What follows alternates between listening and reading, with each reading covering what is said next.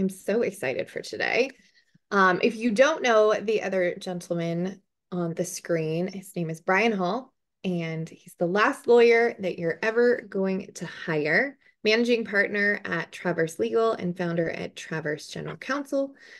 He's the entrepreneur in residence at the Herb Keller Entrepreneurship Center at the University of Texas at Austin. So welcome. Why don't you start with telling me a bit about your journey and where you are now and the practice and the business owners you work with? Yeah, appreciate you having me. I was afraid you were going to ask me to give my journey, so I was doing some math in my head, and this is now my 17th year of practicing law. So I usually try and squeeze that in somewhere because oftentimes people will say, one, you don't look like a lawyer, two, you don't act like a lawyer, and three, are you old enough to be a lawyer? So That's fair. the answer to all those questions is yes. So been practicing 17 years, have had a varied kind of legal career. Was part of the founding team of a law firm in Michigan, and I was doing a lot of litigation. And then we decided to grow and expand the firm. Did kind of an analysis of places to be, and I chose Austin a decade ago, and came down here and have continued to do a lot of litigation, but far more transactional work. So at this point, I consider myself a deal lawyer, meaning, I'll put together the transaction and get a deal done. But in the event things go poorly, right, partnership disputes, commercial litigation, et cetera, I can step in and team as needed to litigate to a resolution. I love that. I love that. Wow, 17 years. Congrats. Thanks. You're welcome. I know it's weird how time flies where you're like, there's no way. I mean, I've been doing this 13 years, which also doesn't math, but that's okay. Um, so I mean, I love that you started in litigation because obviously litigation is not where you want to end up. And so that's why I was so excited to have this conversation and really dive into what can you proactively do. So why don't we start with what exactly is general counsel? Because I know, I've watched some Hollywood movies. I have some ideas. I think other people probably too, where it's lots of big stuffy boardrooms and things like that. But that's not what you do, which I think is so special. So why don't we start there? Yeah, so general counsel is a title and a reference typically and historically for an attorney who is within a company, an employee of a company, and they sit typically at the same level of other C-level executives. And as the term kind of connotes, it is generally handling whatever legal issues come in. And oftentimes, general counsel will bring in outside counsel, i.e., a law firm, right? Private practitioners to handle specialty areas. So, if you're wondering, well, how does that play into Traverse, since Traverse is a law firm? And there's a little bit of a genesis story to it. So, when I moved down here 10 years ago and was trying to expand and grow the business, I was fortunate enough to meet several general counsel who asked me to come in and serve in a secondment role, going in 2 days a week into that company and serving kind of as a specialty counsel more so than a general counsel. So after I did that for several years, I said, why aren't more law firms actually providing a dedicated service to serve as general counsel where a company is either A, too small to warrant having a full-time employee as general counsel, or two, they have a legal department, but they need, staff augmentation essentially, or supplementation of that legal department in certain verticals of specialties. So when I talk about, Traverse General Counsel and our traversegc.com site, that's what I'm referring to, is the ability to have a dedicated person from our law firm come in, learn the business, be at that kind of level on a temporary basis. And then as they grow and get somebody that can go full time, we then kind of transition more to your traditional attorney client relationship. Hmm.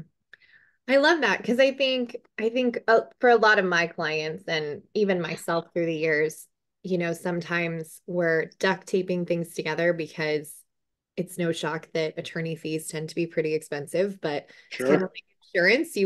You don't love paying insurance, but darn, are you really excited when you do have it and something happens. So I love that it's it's really growing with the businesses. And so, in addition to what you just shared, what are the other benefits of having a fractional general counsel in the long term? Yeah, so I'd say the number one benefit is understanding what that business's risk tolerance is. And Mm, that goes across the board because if you're going to proactively provide, legal and general counsel services, there's not a one size fits all, right? If I have a founder of a company that we're representing who says, look, we need to make sure we get this agreement across the finish line. Thank you for noting the risks, but bring it home. There's certain attorneys that struggle with that mm, and fear that if they enter into that agreement, something poorly could come back on them. And that's not the way I've ever practiced law. I'm more than happy to spot issues and identify them, but I will be deferential to the business because at the end of the day, if a legal drains the business, then that's not a good relationship. So mhm, that's definitely the kind of light that I shine on businesses when I come in and understanding what their goals are, as opposed to attorneys that will just spot issues all day, change lanes, not be able to give them an answer or strategic direction. It's not valuable. mm. So I would love for you to dive in a little bit more to that part of it, the strategic direction, because I think that when a lot of people think about attorneys and legal advice, it's very reactive. It's not proactive. It's not strategic. And I think that understanding that could really be beneficial to them. So can you tell me a little bit more about what that might look like for small, mid-sized businesses? Sure. And I mean, I'm guessing a lot of what I'm about to say will resonate with you because that's what you do in your role. You come in, you figure out what the issues are, you understand client goals, and you come up with a roadmap, right? And you execute upon that roadmap. Yeah. That is how all other business is done, right? I come from an IT and management consultant background before I was a lawyer, and we never came in and just started running, right? And letting the meter run and the hours go up. It was always piecemeal definition by a statement of work, what is to be done and why. Mhm. So the way I practice law and our firm practices, especially in that general counsel role, is identical to that, right? Mhm. We come in, we have I call it the Traverse snapshot. It's a list of items that each company should have in place. And it's dependent upon age and stage of company, right? A startup's going to be very different than an active company versus a, emerging growth company. But there's things that port in each of those. And Hmm. we look at them and I say, okay, here's the ones that have the highest risk. Here's the ones that I think will give you the best return on legal investment. And then let's prioritize them based upon your budget, right? And I have those real conversations because the alternative of give me a retainer, we're going to figure some things out, and we'll try and mitigate your legal risk. How does that always end? It ends uncomfortably and in a frustrating and resentful way, typically. I don't Mhm. want that. I'm in this for the long term, build the relationship, get an understanding of what the needs are, and let's hack through them over time, right? And if you're doing it correctly, the business should grow, right? There should be more revenue to invest further in mitigating against legal risks or taking advantage of opportunities. Like I said, commercial contracts to close deals, maybe pursuing M&A transactions, whatever it might be. Mm-hmm.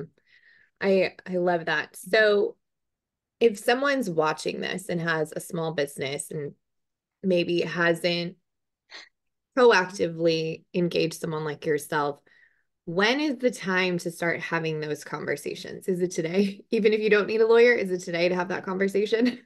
Yeah, I mean the easy answer is yes. Grab a lawyer early, but I'm very cognizant of the fact that oftentimes businesses bootstrap, and self help legal is a real thing.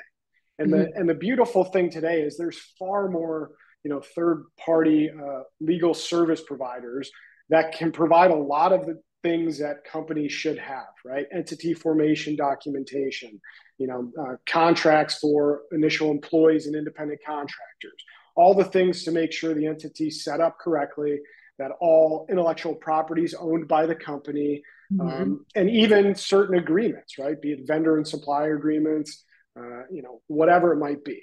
Now you kind of get what you pay for a little bit. And it's no different than what I'm seeing a lot these days of people relying upon Chat GPT to create certain documents and agreements. You know, they're great until they're not. And the Mhm. reality is the devil is always in the details when it comes to law. So can you figure out a way to come up with some budget to, like I said, prioritize those main things, get them done correctly, and then piecemeal it as it goes. And that's what a general counsel or outside general counsel should be comfortable with. Start early, serve the function that the company allows you to serve, and then grow along the way. Got it. Got it. So if a business is looking at their bottom line and their budget, there's certain best practices for how much your payroll should be, your marketing should be. How much should you allocate for your legal fees on your ledger? Yeah, loaded question and a hard one to answer. And I'm not saying that to be you know in an avoidance way. It really depends, and it depends on. I'll give you kind of the framework or items to contemplate. One, I mentioned this phrase before, but agent stage, right? What that means is, if it's a new company, they can't be dedicating tens of thousands of dollars typically to legal each month. But what they should do is dedicate a certain amount to make sure they have their entity docs set up correctly. They've done the bare minimum to secure their contracts. They filed for their trademark, those types of items. And that's in the thousands of dollars range, not tens of thousands of dollars.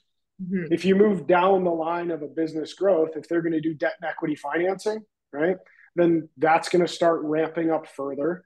If they ultimately get to a point where they're in a regulated industry and have to deal with various compliance issues, that could be different. And ultimately, if they're going and they, have an appetite to acquire third parties and companies, then there's going to be something for that. And all that accepts if something comes along from a litigation standpoint. Right. But every lawyer should be able to give a kind of budget estimate to a company. Otherwise, that would make me uncomfortable if I were going to a third party service provider who couldn't give me an estimate. It's either because they haven't done it enough to know what those kind of boundaries are, or they're used to the relationship where it's write a retainer check, and we'll go from there, which Mhm. just doesn't make sense for most companies these days. Yeah. Does that make sense? Because I know it's you were looking for it's $5,000, right? That just it doesn't exist. But what Yeah. what can exist is having that conversation directly with the client, saying, "Look, what legal budget do you have?" And Mhm. then delineating, here's the three things we can accomplish within that. Yeah. Well, what I think I want to kind of try and drive home here is, um, you know, for example, a lot of the work that I do is in operations and team. And one of the things that I inevitably see, even in million-dollar businesses, is they don't have the right employee contracts or the right um, contractor contracts or even client contracts. And when you don't have your due diligence set up on the front end, I think it ends up costing you a lot of money on the back end. So I would love for you to talk about how proactively having these few things, whatever they might be, 2 to 3 legal things that every business owner should have, regardless of stage, how that's going to inevitably help you reduce fees and costs down the line. Yeah, I mean, brilliant, right? It's a great question because the thing that we try and impress upon companies is every company or most companies are moving towards being as profitable as possible and potentially exiting, right? Getting purchased. And the things that you didn't do at the outset are going to your point, create issues for you on the back end when you're in due diligence. And a Mm-hmm. buyer is saying, where are these 6 things? Or why didn't you do this? Hey, can you correct this? So we know that and we work from the end zone backwards. So Mm-hmm. that Traverse snapshot I mentioned before, that document, it kind of looks at what a traditional due diligence in a sell side M&A transaction would look like, and it makes sure that the company is putting those things in place through the life cycle of the company. Right? You can't bite it all off at one point. So Right. that's one really important thing. And within there are the items that you're talking about, right? Like, what are the two or three things that are most important? We've kind of touched upon some of those already. Those are all included, right?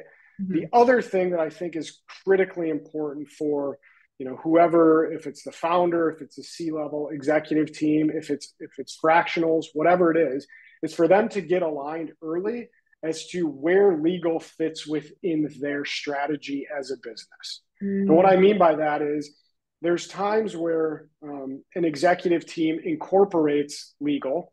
There's times where they only incorporate them when something negative happens. Yeah.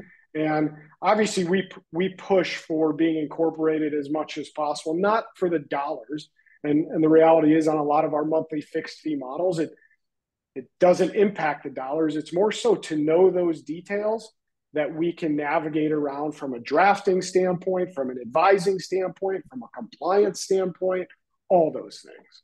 So, that's how I pull it all together is, like I said, working from the end zone backwards. I love that. And in case you're watching and you're like, I don't think I'm going to sell my business.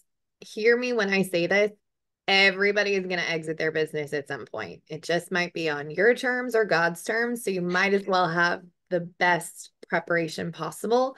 And even if you aren't going to go the M&A route, having your house cleaned up and having a really good foundation from a legal standpoint, from whatever, it's just going to protect your baby, because I think the worst thing that could happen is you don't spend, the couple $1,000s to put these things in place, and then it costs you so dearly on the other side. So I love that you're asking the question of how can we look at all the departments and get them together? I think that's really valuable and honestly not a philosophy that I've heard from a lot of attorneys. So I think that that's really valuable.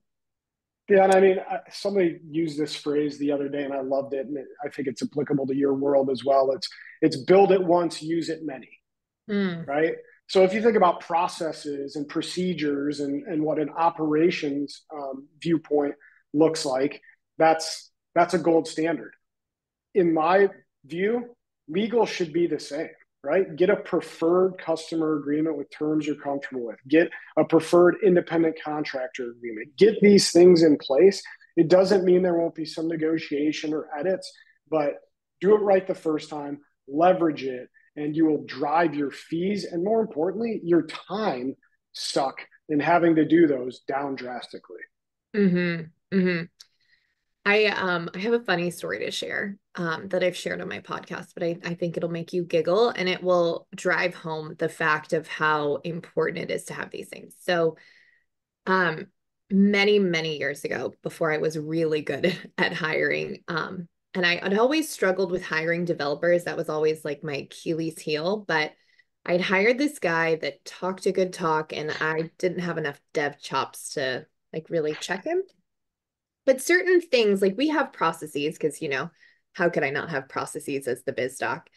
And so things are creating friction. And generally, when things are creating friction, I'm asking why. Is it a process thing? Is it a personality thing? What's happening? I'm just like, this is getting weird. Like he's asking for us to put our passwords in a Google Doc, which I know is like a no-no. And like things are getting lost in translation. So, like any good COO, I go and I check um the logs for Google Workspace, because my response was basically like, you don't need these passwords. You've Google Workspace, it's single auth login, go do it. And all of a sudden I'm seeing these logins from India. I'm like, huh, that's weird. So we get him on Zoom and I'm like, hey, can you help me understand what I'm seeing here? And I had basically deduced at this point that he was outsourcing all of his dev work to third parties, which are not covered under our NDA that he signed. It also very clearly says in his contract he cannot do this. And so, I mean, a lot of lessons were learned, but what I loved most about this is we had very solid ground to say, you are in breach of contract. We are not paying you all of these hours that you're trying to bill us for substandard work that isn't in scope. And it was very uncomfortable and I didn't love it. But our attorney wrote like a very well worded, this was before I knew you, a very well worded, very strong email about like you have no leg to stand on. This is unacceptable. You're in breach of contract, like you're terminated effective immediately.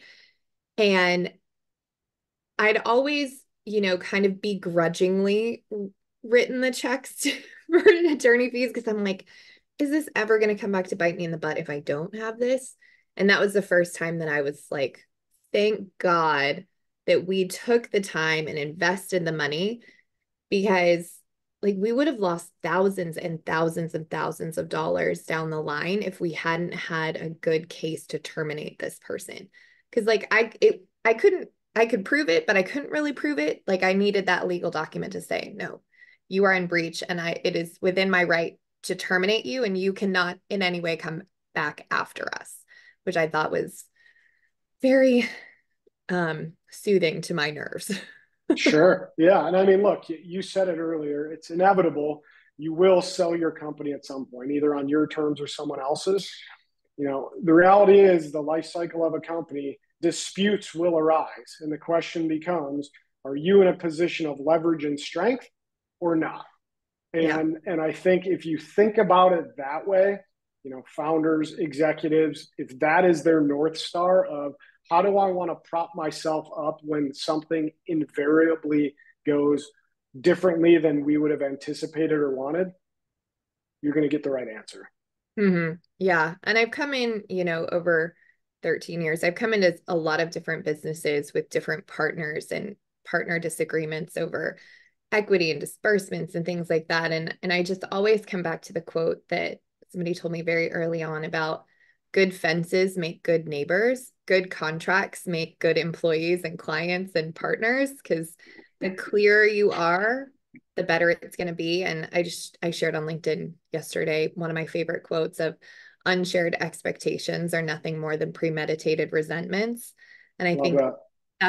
that's so much about what I do in operations and what you do in legal. It's about like how can we make sure everyone's expectations are aligned so we're moving in the same direction together. Yep, absolutely. And we wish we could trust everybody and everybody was coming at transactions and relationships from an ethos of goodness, but that's not the case. Actually, I like this one. Um, Trust but verify. That's That's a great that's one of my Yep. guiding quotes for what I do day in and day out. I love that. Yes, I also have the one where I'll be like, I'm cautiously optimistic. Yep. Yep. Yep. So Absolutely. I'm going to open it up to questions in a little bit, but where can people find you? What's the best way to connect with you, learn more about what you do? I don't know if the snapshot is something they can download, opt into. Tell us a little bit more about how they can connect with you. Yeah, so easiest go to traversegc.com and you will be able to get a bunch of information. We have a ton of resources out there. We have the ability to get access to the snapshot. You can follow me on LinkedIn.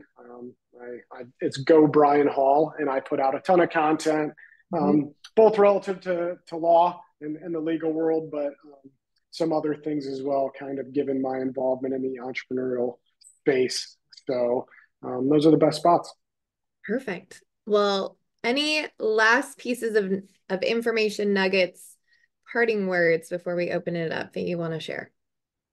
I, I would just say this is regardless of age and stage of company, if you start viewing your attorneys and legal service providers the same that you would view a fractional, operations, marketing, accounting, and have the same expectations of what can be identified at the outset and then taken care of over time, that relationship will feel a lot more valuable with a feeling of return on legal investment as opposed to what I think most people feel or think about when they hear the word lawyer.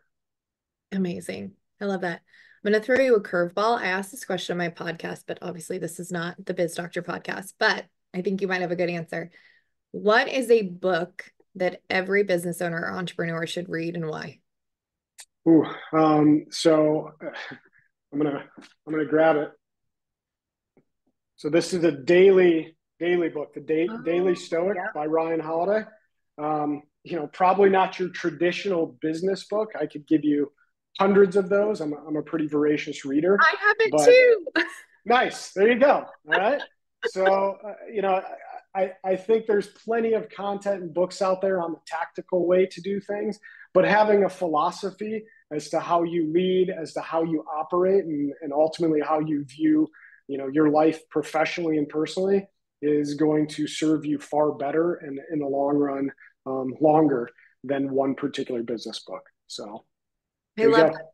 I love that. That's such a good answer. And was it was it Thomas Edison or Einstein that said you can't solve the problem with the same thinking that created it? I can't remember who it was, but I feel like to your point, when I read the Daily Stoic, it just gives me a different perspective to look at the business, look at problems and think creatively. So thank you for Yeah, sharing. well said. Absolutely.